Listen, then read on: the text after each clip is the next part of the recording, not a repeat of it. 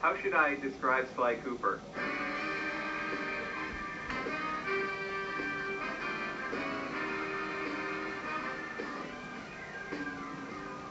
He's charismatic, Suave, debonair, cool, slick, fast, stealthy, athletic, just daredevil. Sly Cooper is charming thievery.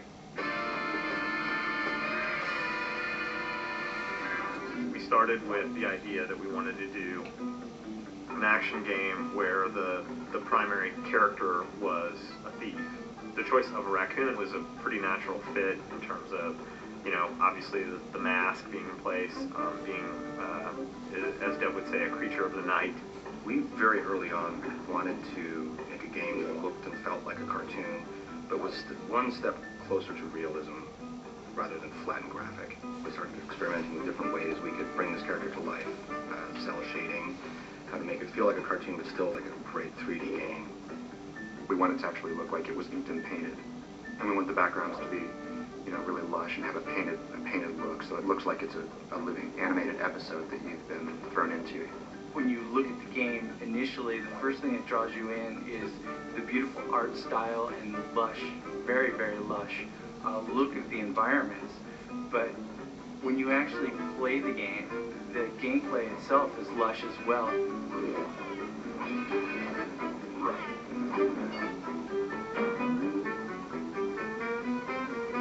The original conception of the Sly character was a much more realistic raccoon, chubby and not quite as lithe as the character is now, and it kind of evolved as we went along.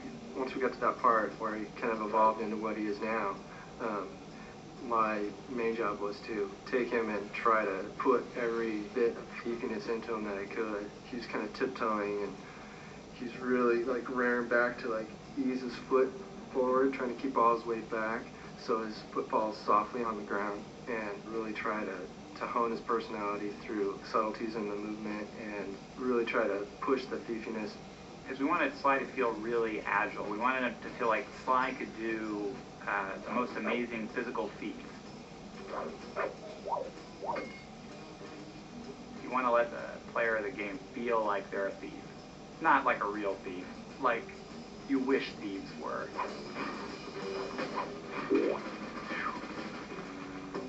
Sly Cooper's story is really cool. He comes from a long line of super raccoon thieves. And the source of their kind of thieving greatness is this book called the Thievius Raccoonus. It's this incredibly valuable heirloom that is stolen from Sly's family when he's very young. He has come of age, and now he feels it's his noble duty to take back the Thievius Raccoonus.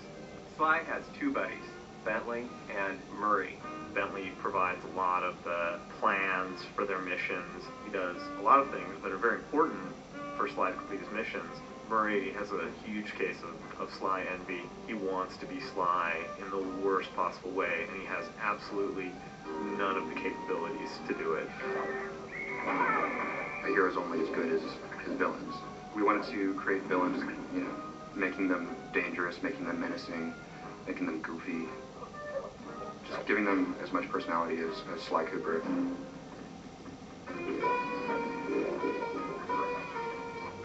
It's a super high bar being in the action-adventure category. I mean, all of the greatest games, the best games that are out there are all action-adventures. The genre is such that you have to really excel in every single phase of the game. Going from saying Sly should be sneaky to actually having him feel sneaky in the game is hard. You have to start and you have to get the animation right, then you have to figure out how the engine's going to play the animation and how it gets affected by where he is and what he's doing, and how the player can feel in control at the same time. People are doing shoot-em-ups and things with, you know, big weapons and things like that. And this is all about character.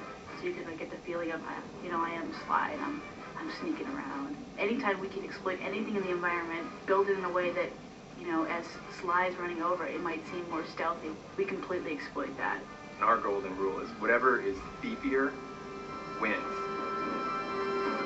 If you want to make a game that looks different, the PS2 gives you the opportunity to do that. As a programmer, it has a ton of tools for solving all sorts of different types of technical problems. A big focus for us has been in getting our tool set to the point where the artists were really unconstrained. Artists will come to us with, they want the game to look this way, or boy, can we have a line around all the characters, the cell shading that we do, or how can we do the lighting models so that things that are bright have certain colors on them. And they have a lot of really cool ideas, and I and the other people on the programming team work on trying to get the technology put in place so that we can make those ideas happen. What we were able to do was put together our own lighting algorithm in vector units and then do the same thing for the cell borders that we put around all our characters. We could get it to all run super fast and have it all look different than other games. That was really our goal from the start, was to have a game which looked different.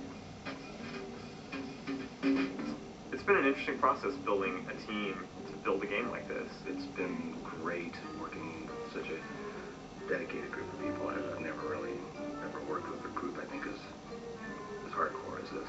It really does require unbelievably talented artists, unbelievably talented programmers, and unbelievably talented designers. How you doing?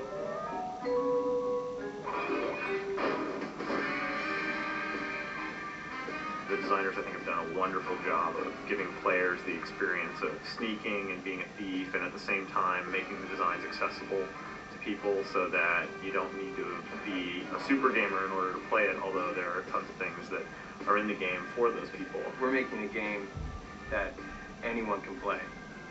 You can't just have great art, you can't just have great code, you can't just have great characters, you gotta have it all. It's not about just how the game looks, it's about how the game plays and how the player experiences it. And it's all about having fun. You can make a really cool character, but if he's not fun to play, it's not worth doing.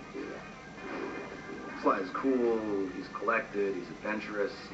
Sly is Sly. It is not a misnomer.